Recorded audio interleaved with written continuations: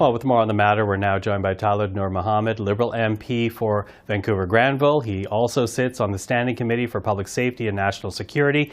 Michael Chong is the Conservative MP for Wellington-Halton Hills in Ontario. He's also Vice Chair of the Special Committee on the Canada-People's Republic of China relationship. And Heather McPherson is the NDP MP for Edmonton-Strathcona, and she too is the Vice Chair of the Special Committee on the Canada-People's Republic of China relationship. Hello to the three of you. Oh, thanks for having us.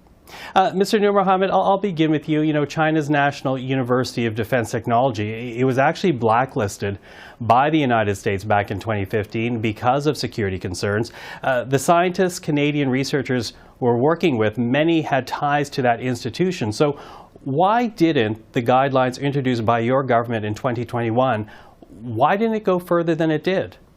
Well, I think what you see today is we've taken the steps that are in response to where we need to be today. And we've been processing places, as you know, beforehand to review applications. 60% of those applications that were reviewed were declined on national security grounds. So today's step, which will go further in protecting Canadian security, is exactly that. It's a step in response to knowing what we now know in terms of where China's posture is at. Mr. Chong, what do you make of the government's attempt to address the concerns now? Well, it's their second shot at dealing with this issue, and frankly, all they've done is made an announcement. Yesterday's statement from the three ministers is simply an announcement. The statement makes clear that they've not actually implemented any ban of funding in partnership with Beijing's military. And so this is exactly what happened 2 years ago in March of 2021, after Conservatives and many other experts out in the intelligence community said to the government, you shouldn't be funding this research. They made an announcement that they were going to introduce something to ban the research. Several months later, in July of 2021, they introduced these guidelines which were not binding and which clearly didn't work. So here we are 2 years later, and they're taking a second shot at dealing what is a very real national security threat and a very real threat to our intellectual property. This is something that CSIS has highlighted since 2018. And so today, all we've had is an announcement. I'm skeptical about this government's announcement for good reason, so we'll wait to see what they actually do when they put in place the measures they announced yesterday. Ms. McPherson, what do you say to what's happening right now? Well, I mean, I think there's lots of reasons for Canadians to be concerned about this. You know, this is too little, too late. As was mentioned, it is an announcement. It is not enough information to make Canadians feel secure. And I think Canadians are rightfully concerned. They're concerned when they hear about, illegal police stations, or when they hear about election fraud, when they hear about things like the balloon that we saw shot down. These are things that people are very worried about. And when the government comes forward with big flashy announcements, unfortunately, this is a government that's very good at big flashy announcements, not so great at follow through. Yeah, I wonder, Ms. McPherson, has Canada been compromised by not moving sooner on the issue?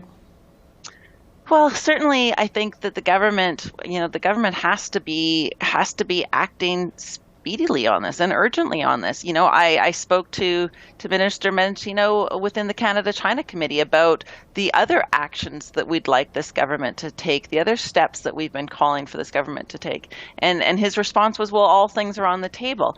I think Canadians don't want to see things on the table. They want the government to be taking steps, concrete steps, actionable steps to make sure that our intellectual property is protected, that Canadian citizens and people that are living in Canada are protected. And it's right now we're talking about China, the government of China, but I think it's important to acknowledge that the Russian Federation, we have threats coming from that. We have threats coming from the IRGC in Iran. Like this is very, very serious, and the government keeps saying that, yeah, they're thinking about it. I think we should all be concerned when we have a government that is not taking concrete action, but is as Michael says, making another announcement. Mr. Noormohamed, what do you say to that, and when will we get more details from the government? Well, I think there's a couple of things to note. I think it's important to note that when Mr. Chong's party was in power, there was absolutely no screen whatsoever. It was our government that put in place the screen that resulted in the 60% of those being declined on national security grounds. That was a major step forward from what the Conservatives simply didn't want to do. Now, in respect of concrete action, we've made it very clear. This isn't just about China. This is about protecting Canadian interests globally going forward. 3 steps, right? 3 critical criteria. Number 1, if it's in a sensitive sector. Number 2, if it's affiliated with a military or that type of institution. And number 3, that it's coming from a country that poses a threat to Canada. That research is simply not going to move forward. So it's not just an announcement. It is a very, very clear plan. There is going to be, over the next couple of days, we're going to hear the information moving forward as to how this will actually be implemented. But Canadians can rest assured that this is a government that has been very responsive in dealing with issues of national security. We saw in terms of the balloon, for example, that the joint command of NORAD, despite what others may say, NORAD is a joint command, and Canada and the US made the decision together to shoot the balloon out. Now, what's really important to note is that we've already recognized the threat that China poses, and that the direct response to that was an Indo-Pacific strategy which looks at the entire Indo-Pacific region as an area of opportunity in response to a very, very different China. It means leaning into new relationships with partners that can be trusted, partners that are willing to work with Canada in a variety of different areas, and that's exactly how we're going to move forward. Mr. Chong, I'll get you to respond to what we heard there. Well, look, the argument that the previous Conservative government didn't do anything is a ridiculous argument, and here's why. The China of today is not the China of 15 years ago.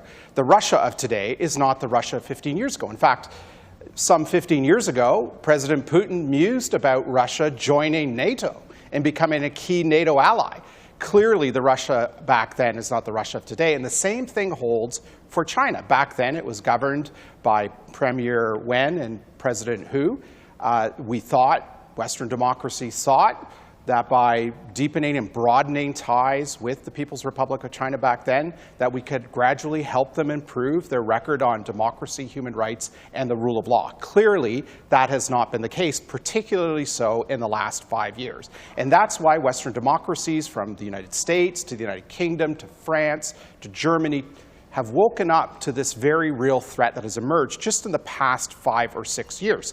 CSIS started advising the government in 2018 in a very public way about the threat that China presented in the form of foreign interference and attacking our democratic institutions, in the form of threats to our research and theft of intellectual property in the 5 sensitive areas that they then identified, in the threats that they presented to other institutions. And this government has failed to act. They failed to act on foreign interference. We had clear evidence that former MP Kenny Chiu was targeted by Beijing's disinformation in the last election campaign. They allowed a Chinese military scientist into the government's top microbiology laboratory, which handles some of the world's most dangerous viruses and pathogens, in Winnipeg. They have failed to stop the funding of research with Beijing's military. In fact, they've been funding research with the National University of Defense Technology in sensitive areas like space science, quantum cryptography, photonics, precisely the kinds of technologies a balloon might use. And they have failed to renew NORAD's early warning system. They failed to come forward with a clear plan with clear costs on renewing a system that dates back to the 1980s. So this government has left this country very vulnerable. And I think the past 2 weeks of balloon incidents have just highlighted how vulnerable Canada has become. Ms. McPherson, I'm quickly running out of time here, so I'm going to put the last question to you. We keep talking about the risk that this ongoing research creates for Canada, but is there a risk of not doing this research, of not collaborating with scientists? Is Canada disadvantaged by pursuing a policy like this? Yeah, and I have to go back to some of the things that Michael was just saying. Absolutely, this is a different China than that we've had previously. But I do want to flag that it was the Harper government, the conservative Harper government, that tied us into a 31-year deal that even conservative MPs at the time were critical of and were saying would put us in a very vulnerable position. So I get it that this is a different China, but I think it's a little disingenuous to say that the conservatives didn't also put our independence, our security, our sovereignty at risk with regards to the FIPA. But when you ask questions about, how do we go forward to ensure that we can continue to do research, I think that there needs to be some clear guidelines, right? Like we need to make sure anywhere that it intersects with our intellectual property, anywhere that it intersects with our security, our government security, our Canadian sovereignty, I think those are areas where it isn't possible for us to have those relationships. In other ways, 100%, we need to be able to work with China on things like climate change, on things like health. There are research areas that I think are very important for us to maintain those relationships. But let's have our eyes wide open. Let's be reasonable here. There is a line. It's easy to sort of see why some of these research relationships shouldn't exist. I think all Canadians can see that. That's just common sense, and I think that's something that's been a little bit lacking. And I'm going to say with the Conservatives and the Liberals. Well, we'll continue to follow the machinations of this, but we thank the three of you tonight. Sorry we're out of time, but thank you again for the time. Thanks so much.